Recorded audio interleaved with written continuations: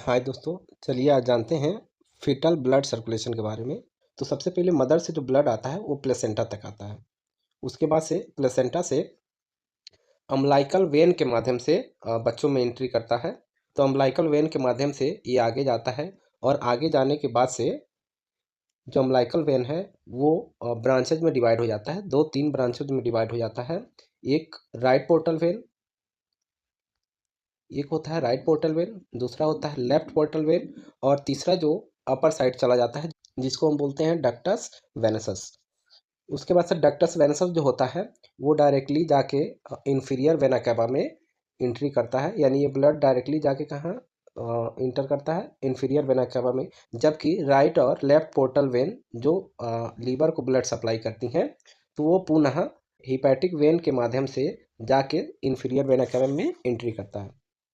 उसके बाद से ब्लड इंफीरियर वेना कैवा से होते हुए हमारे राइट एट्रियम, हार्ट के राइट एट्रियम में इंटर करता है, जाता है। उसके बाद से राइट एट्रियम से ब्लड ज़्यादा से ज़्यादा मात्रा में राइट वेंट्रिकल में आता है। जबकि कुछ blood of amount foramen Oval के माध्यम से यानी राइट एट्रियम से कहाँ चला आता है, लेफ्ट एट्रियम में। राइट एट्रियम और लेफ्ट एट्रियम के बीच में एक होल पाया जाता है जिसे बोलते हैं फोरामेन ओवल। तो थोड़ी मात्रा में ब्लड जो होता है राइट एट्रियम से कहाँ चला जाता है, लेफ्ट एट्रियम में। अब राइट एट्रियम से राइट वेंट्रिकल में ब्लड आने के बाद से पंप होने के बाद से पल्मोनरी आर्टरी में, और पल्मोनरी आर्टरी से होते हुए कहाँ जाता है, दोनों लंग्स में जाता है। जबकि कुछ amount of blood pulmonary artery से एरोटा में इंटर करता है थ्रू डक्टस एट्रियोसिस। यानी डक्टस एट्रियोसिस के माध्यम से कुछ जो ब्लड होता है डायरेक्टली पल्मोनरी आर्टरी से कहाँ इंटर करता है, एरोटा में।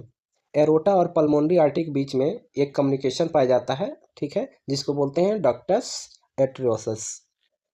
इसके बाद से लंग्स में जाने के बाद से ब्लड का यूटिलाइजेशन के बाद से पुनः पल्मोनरी वेन के माध्यम से कहाँ चला आता है, लेफ्ट एट्रियम में आता है।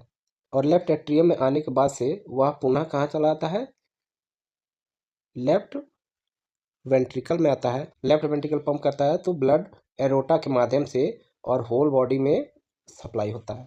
और एक आर्टरी आती है एब्डोमेन साइड जिसको बोलते हैं एब्डोमिनल आर्टरी, और यही एब्डोमिनल आर्टरी आगे चलकर, ठीक है, पुनः अम्लाइकल आर्टरी में चेंज हो जाती है जो सीधे निकलती है कहाँ तक, प्लेसेंटा तक। और पुनः प्लेसेंटा से ये ब्लड जो अशुद्ध ब्लड है वो कहाँ चला जाता है, मदर में। कहाँ चला जाता है, मदर में।